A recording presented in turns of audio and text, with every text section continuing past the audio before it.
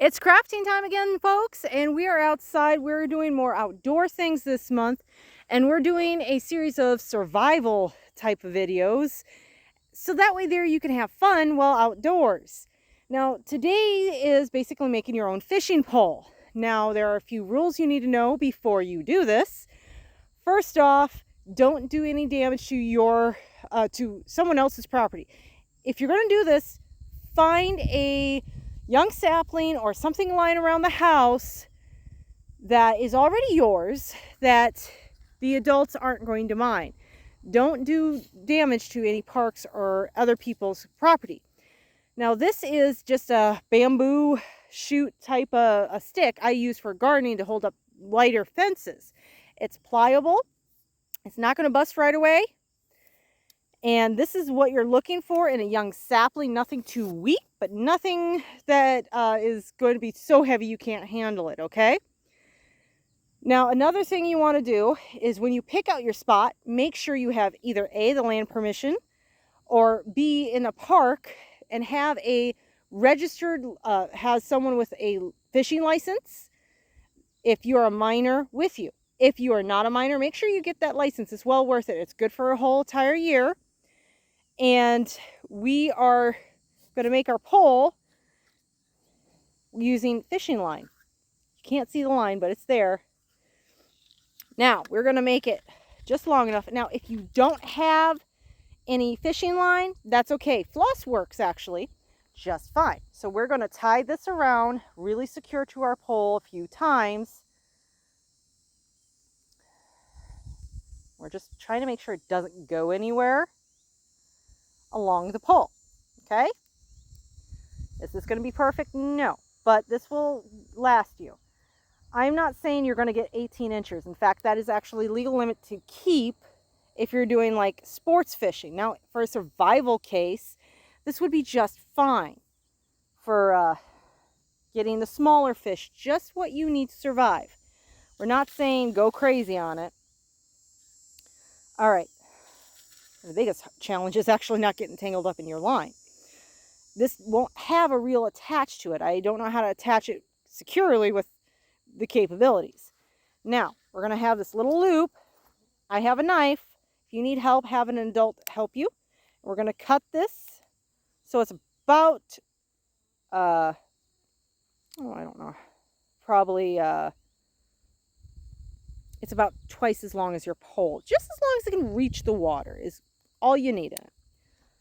And don't get your two sides mixed up or tangled. So here's my free side. This is going to be attached to my pole. Don't want to lose that, okay? In fact, I'm going to kind of loosely wrap it around that stick here. Now, I don't have any hooks. We got to make our own hook.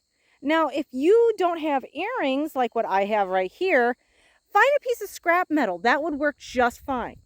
And we're going to take a rock, 2 rocks you're going to need.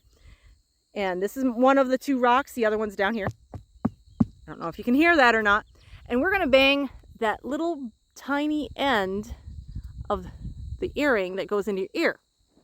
Yeah, I'm going to look a little lopsided, but that's okay. Price of fishing. And we're going to just fray it a little bit with the rock. Doesn't take much.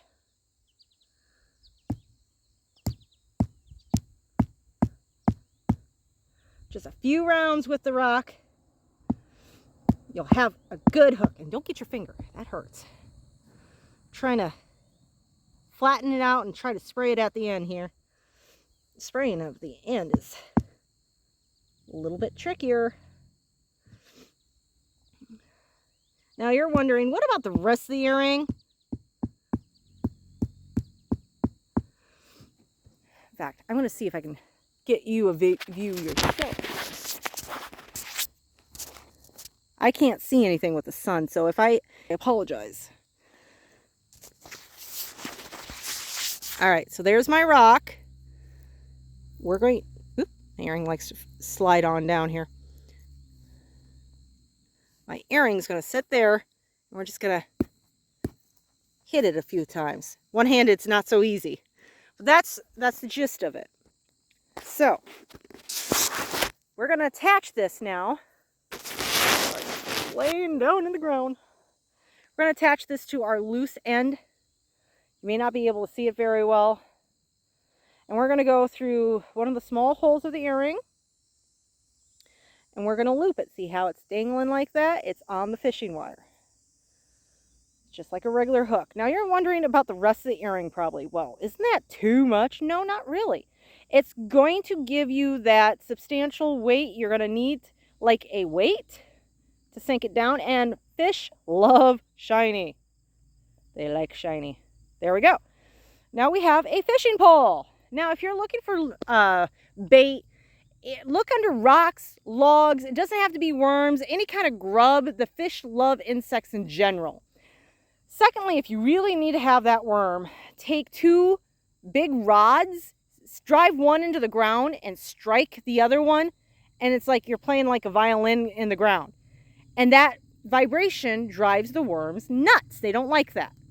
Okay, so we're going to put this in the water and see what I get, okay?